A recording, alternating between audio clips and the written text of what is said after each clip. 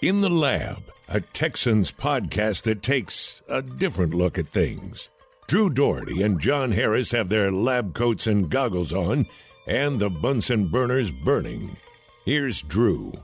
In the Lab, this is the first home edition of In the Lab. I think we've done it. I'm not sure, but I think we've done it on location in spots at times in the past. You'd correct me on that, John, if I'm wrong. But I'm Drew Dougherty. You're John Harris. How the heck are you, buddy? I'm doing okay, I think. If my phone hangs in there, it was doing a good job for a little bit, and then all of a sudden. Well, first of all, let's explain the setups here. Where are you? What is that? Well, over the years, this is the third bedroom upstairs, and over the years, this has been my office. It has been my son's technological room, and once COVID-19 hit, we're like, well, we're going to kick Jack out, and we basically made this kind of like a meeting room setup. And so my daughter comes in here to do virtual school. My wife comes in here to do the meetings that she has via Zoom. And then I decided I would come in here as well. And so I set up the trusty tripod, and I'm hoping that the phone, I've got it balanced. I found its center of gravity, and hopefully it's going to stay where it is. And I'm going to try not to move so much, which is very hard for me, Drew. You and I, me in particular, but I talk with my hands a lot. And so that's going to be kind of hard. So I got to Ricky Bobby it and bring it down. What's the deal with this big light over your shoulder, though? Well, this also, like I said, this room has been kind of a jack of all trades. I would call this a Weapon X sort of room. Can catch the ball to the backfield a little bit, can pass protect, can run the ball if you need to, do kick returns on special teams. This room kind of acts as all things. Now, this behind me is sort of like our green screen. Okay. And so my daughter will come in here and they will self-tape. And so she's done that for probably 3-4 years. She comes in here and she'll get an audition script, and my wife shoots it, and this is the backdrop behind her. And I just happen to turn my chair with it behind me. So you can, I don't know how to do that green screen stuff, Drew. I think you do, and maybe some others do. So I don't know, maybe for this podcast, you can put some stuff behind it. Where are you? You look like you're in a library somewhere. First of all, you're giving me way too much credit. I don't know how to do green screen stuff, but I'm in the master bedroom at my house, which is it's as far away from the kitchen as possible, which is where my wife and my 4 kids are, because they're loud. Yeah. And this is just the place to be. So this is like my wife's wall. And it's 6 times the size of the wall that I have. I've got books, an Akeem Olajuwon autographed football, and other miscellaneous stuff. Maybe I'll try and set it up with that in the background in the future, but I've got a Peloton bike in front of me, my wife's Peloton bike in front of me. So I didn't feel like moving that on such short notice. But hey, really, let's get down to brass tacks here.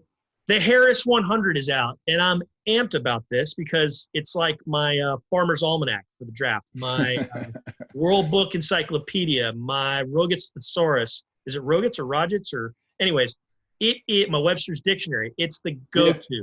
I need this. I learn from this. I inhale it. It's so good. I know not just a week-long venture for you. This is a years-long journey for you, because you're studying these guys, when they're in high school, when they get into college, the early years of college. Now some of them are leaving early, but most of them are seniors. This is taking you a while to get done. Tell me about the process. Tell our folks, our fans, our friends, our dear listeners, our beloved In the Labbers, what went into making this. Well, thank you, Drew. You're very kind. It is. It's funny. Each year I get to a point where I have seen the current draft class about as much as I want to. Right. It's like, man, do I want to watch a 5th game of this guy, or do I feel pretty good? Do I want to get to overanalysis, paralysis by overanalysis, or do I just let's let it be? Let's move on to next year's class. So on my computer here, which I don't know that I can call up that fast, but I've got a chart already started. I've got one draft class, and then I've got one started for 2021. So I've already started dropping in heights, weights, players that I want to keep an eye on throughout the year as I watch games at my desk and watch college games or watch them at home. I've got pads where I just write down names or number. And I just write down, hey, Texas A&M 52. Keep an eye on this guy, circle this guy, find him out, find out who he is. And this happened actually just the other day, I was watching USC. And I was actually watching their left tackle, Austin Jackson. He's a really good player and a really interesting story. And I was watching him, and Utah's got some guys on defense as well. So I was kind of able to kind of kill two birds with one stone, kind of watching a little bit of everything. And as I'm watching USC, I'm seeing this safety, number 15. And I'm like, whoa, this guy, he's making a ton of plays. Like, he made like 2 or 3 plays right in a row. And so I go to the roster and I find out, okay, he's a sophomore, going to be a junior, Talanoa Hafanga, and just a big-time player. And I'm like, wow. And he just continued to make plays. And so I write his name down, write a couple notes of things I saw to make sure I go back to that game, and I'll put him off to the side. And so I just started accumulating all those notes, even as far back as the previous season. And then, once we get into our season, it's really all about the Texans. And then I try and find times where I can do things to bring the Harris 100 to its capacity. But Time out. Okay, it is all about the Texans. But when we travel to road games Saturday afternoons and we're on the plane, I'm usually sitting behind you or in front of you. Or maybe next to you with a seat in between. I'm close. I'm never more than a row away. And whether it's on the plane or whether it's on the bus to the hotel, to the airport, every 4 or 5 minutes, I'll hear a, oh, or a, oh my God, or a, oh Lord. And it's you breaking down college tape, breaking down somebody that stands out to you. And it used to be like the first year and a half I knew you, I'd be like, what's going on? And then after that, I was just like, some left guard made a block against Columbia. You're always grinding on this stuff when you're not covering Houston Texans today. It's impressive to see. It's fun to see. And it's just kind of part of who you are, I think. Well, I'll tell you a flight story, and it kind of chimes in and kind of shows everything about the Harris 100, and actually brings to the forefront maybe a player the Texans will look at because of the position. We were going, and I can't remember where we were going in 2018. We were going somewhere, and usually you and I will have a chair in between us. And we were on a flight in which we had the direct TVs. And so I had a game on in front of me, and I just took the TV next to us. And so I was watching one game, and the game next to me was the Baylor-Oklahoma State game. And Oklahoma State had a big lead for a while. And then all of a sudden Baylor kind of chipping away at it. And they got to a point where, oh my gosh, they just got to stop on Oklahoma State. So I switched my TV over to that game, and I'm watching that game, and the drive is going on. And down that drive, Denzel Mims makes a great catch on the sideline. And then with like 14 seconds left, Baylor's got the ball. We're like landing. I'm watching this game, and I'm just locked in, and Denzel Mims runs a fade route, goes up, snatches one over the top of A.J. Green, who's also a draft prospect from Oklahoma State, makes a catch for a touchdown. And I just remember thinking, okay, remember this moment because that guy's a player. That guy's a good player. So we got off the plane, the bus, and I just made a mental note like, okay, remember this. And so when we got on the bus, I remember I took out, and I have this on my phone, I have a notes the notes thing on iPhone. And I just went, Denzel Mims catch versus Oklahoma State, because I didn't want to forget it. Yeah. And it just so happened that was kind of the basis, kind of the starting point of where I was with Denzel Mims. Like, I just remember that play and kind of going from there. So you just never know when you're going to see somebody or find somebody. But, I try and, with the help of my good friend Tommy in our film department, who hooks me up with games, I'm able to watch since, I've been home. I've got 25, 30 games on my Surface that I'm able to dive into, all kinds of, LSU, Clemson, Clemson, Ohio State, you name it, Missouri, Florida. So I can watch some Jordan Elliott. So, I've got all kinds of games that I've been able to stay up on. So this actually helped me a little bit in that I had a little bit more time at home to really kind of just dive in and get this thing finally finished. But I'll tell you this, Drew, my number one player in the Harris 100 was Chase Young. From Ohio State. And he was probably the number one prospect on the board from the beginning of the 2018 season. I knew it never really was like much of a challenge finding that one guy, was it? I mean, no, not at all. Yeah. Not at all. I mean, this guy's he's a freakazoid. I mean, when you first see him, the first name that comes to mind is Clowney, but a better pass rusher. He had 21 and a half tackles for a loss. Yeah, he had 16 and a half sacks. I don't think he's as athletically gifted as Clowney, but I do think that he is probably a better football player and a better edge rusher for sure. But man, teams rolled the dice with him. Penn State decided they were not going to block. They were just going to go one-on-one. Like, he's just another guy. And he dominated that game. I mean, completely just took it over. And I guarantee you Penn State would have a different thought process, next year if he were still there. But he's the best football player to me. He's the best pro prospect, followed up by Isaiah Simmons from Clemson, who could play anywhere in the defense. And then Derek Brown from out of Auburn, who I absolutely love. I think he's got some limitations as a pass rusher, but Derek Brown is a guy I absolutely love. So I got 3 defensive players right off the top. Well, I want to get into what the Texans, some targets that you might see around 40, you might see around 57. But before we do, where's Joe Burrow fall in all this? I don't want to give away your rankings, all of them, but he's somebody that we all got to know about, got to figure out where he winds up. He's probably going first overall, but that doesn't necessarily mean he's your top player, obviously. Yeah, and I don't want to say I struggle with Joe at all, but the 2 things I struggle with Joe a little bit. Number one was arm strength. And I know a lot of people will kind of say, well, you don't have to have the strongest arm in the NFL. It's, one of those things that everybody sort of, hits on. But I have seen quarterbacks that have come to the NFL and struggled because they can't make the throws that a particular offense needs them to make. But I think Joe's arm is good enough. I don't think it's Nathan Peterman weak. I don't think it's Kevin Hogan weak, but I do think he's not at a level of, Matt Stafford or even, Baker Mayfield or Kyler Murray. He doesn't have that kind of arm. He's probably a shade below Deshaun. But I think Deshaun's got a really good arm. So that's, leave that out of it, I guess. But the other point being with him is he did it for 1 year. And that did worry me. He had to transfer from Ohio State. He didn't get the job at Ohio State. Dwayne Haskins got that job. And Haskins ended up being a first rounder, but he didn't get that job. He goes to LSU, had a decent 2018. And then Joe Brady came along in 2019, and Joe Burrow ended up being the guy. And Drew, I kept wanting, and I think I had I watched it. I watched every touchdown. I watched every interception. I watched probably 5 or 6 games in full, and I saw him make throws. And it started in the Texas game. He made a throw on sideline on a go route. And he maybe had about that much room to stick the ball into and just dropped it right in a bucket. And I was like, whoa. And he did that consistently. He threw guys open all year. There was one play against Texas that just blew me away with Justin Jefferson, where he actually threw a ball. And I first thought, I was like, well, that's not a great throw. And then I went back and watched it, and I saw what he did. He actually threw Justin Jefferson away from a hit. Now, it's one thing to throw a guy open. It's another thing to throw a guy away from a big hit. And that's exactly what he did. He forced Jefferson to have to slow down and turn back and catch the ball. But in slowing him down, the safety couldn't make this, killer hit. So Joe does some of those things. He's cool and calm in the pocket. It was kind of tough between he and Tua because I like Tua. Some people don't. The medicals obviously have got to, he says he's 100% as of yesterday.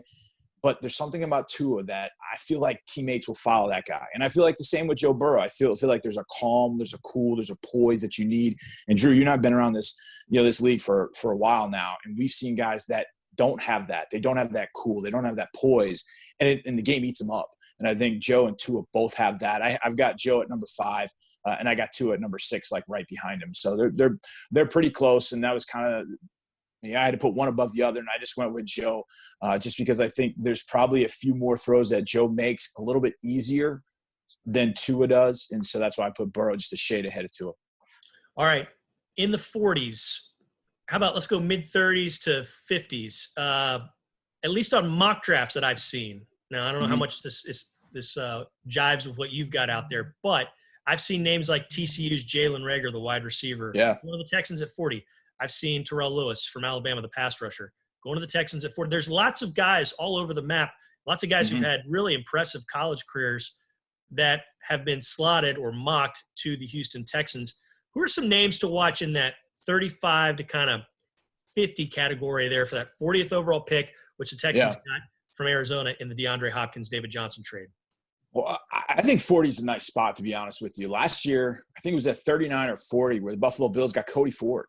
And Cody ended up playing right tackle. He didn't play tremendous all year long, but he's going to be a good player for them. He's going to be a foundation piece in the offensive line. That's a good spot to end up getting a guy like Cody Ford. That was last year. This year, was mocked by a lot of folks too, the Texans last year. Yeah, right.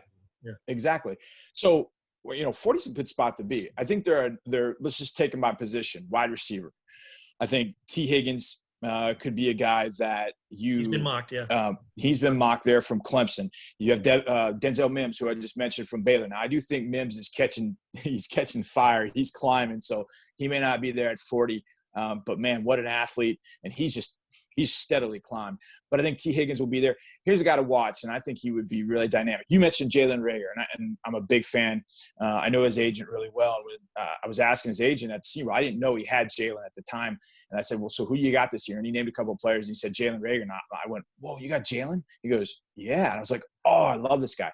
He is explosive. He would be a really interesting piece in this Texans offense. But I'll give you another one that maybe people don't know a lot of because he was really kind of a one-year player at Arizona State. He was there for 2 years, but he really was a player for his final year, and that was Brandon Ayuk. Mm-hmm. 6 foot, about 205, thick. It reminds me a little bit, and it's interesting how different players sort of kind of shape your draft thoughts. Deebo Samuel was a guy last year with the 49ers who went in the second round and had a tremendous year for the 49ers. Thick, strong, can run. Didn't really run every route in the route tree, but San Francisco took him and said, look, we'll take what you do. We'll emphasize it with some of the things that we do. And Deebo Samuel ended up being one of the more valuable players for the 49ers for that offense as it went to the Super Bowl. And I see Brandon Ayuk, I see Jalen Ray kind of in that same way. Like they can be sort of Weapon X sort of guys that you can move all around a formation. I did find it interesting with Brandon Ayuk. I watched 3 games of him. And the first 2 I watched, he didn't move from the left side. He played just the left side, which I thought was sort of weird. So he would be on the ball. He'd be in the slot. He'd be off the ball. He played every different, X, Y, Z, H that you could play, but he just played on the left side. And then when he would start on the right side, he would go in motion to get the ball, go the other way. I don't know, some tendencies that they had in Arizona State, but either way, when he gets the ball in his hands, he's electric. Rager, electric. Those are guys I think could be there at 40 at receiver. The other position I think is that maximizes value somewhere between 40 and 57, Drew, is the interior defensive line. I think there are some guys there. Ross Blacklock from TCU might be a little bit out of that range. He might be a pure first rounder. But Jordan Elliott from out of Missouri, a guy that went to Westside High School over here, same high school my son went to, his D-line coach at Westside was my son's mentor at Westside. So it was kind of cool. So I've been kind of following Jordan for a while and what he does. But Neville Gallimore from Oklahoma dominated the Senior Bowl. A lot of athletic ability, can rush the quarterback. Justin Madubuike is another guy, and I think you and I talked about him the other day. He was mocked by Todd McShay to the Texans at number 40. And I actually was just watching his game against Georgia again the other day. And like, where does this guy fit? How does he fit? Can he fit? And it was like, wow, this guy's pretty good.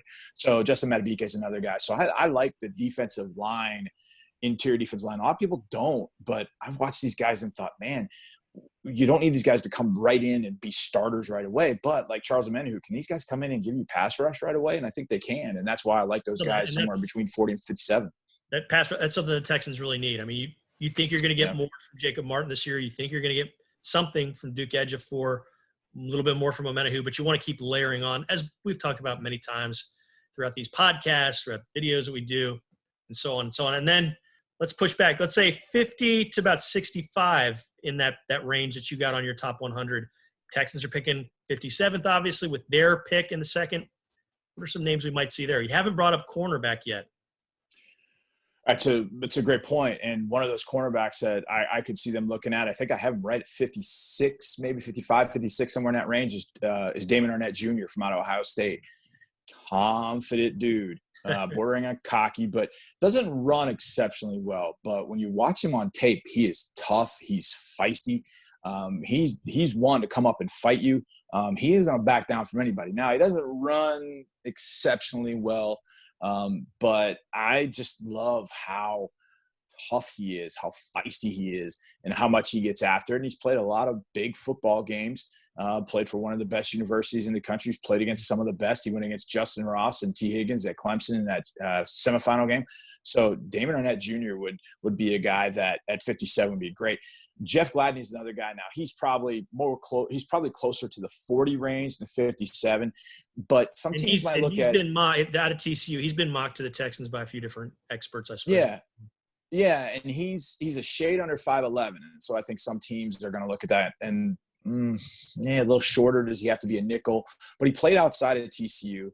Over his career, he had, I think, 48 pass breakups. The ball got in this area. He knocked it down. He's got really good feet, plays press extremely well, can match and mirror cuts, tough dude.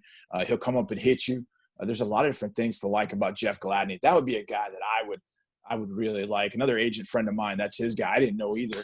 I asked him, I said, so who you got? And he has two guys I really like.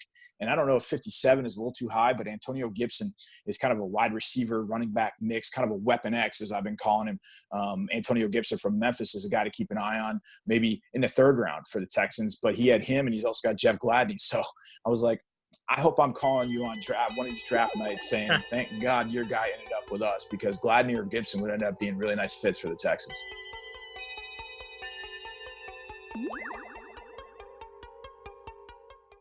Thanks for watching. Subscribe to our channel and ring the bell to know when we post new content.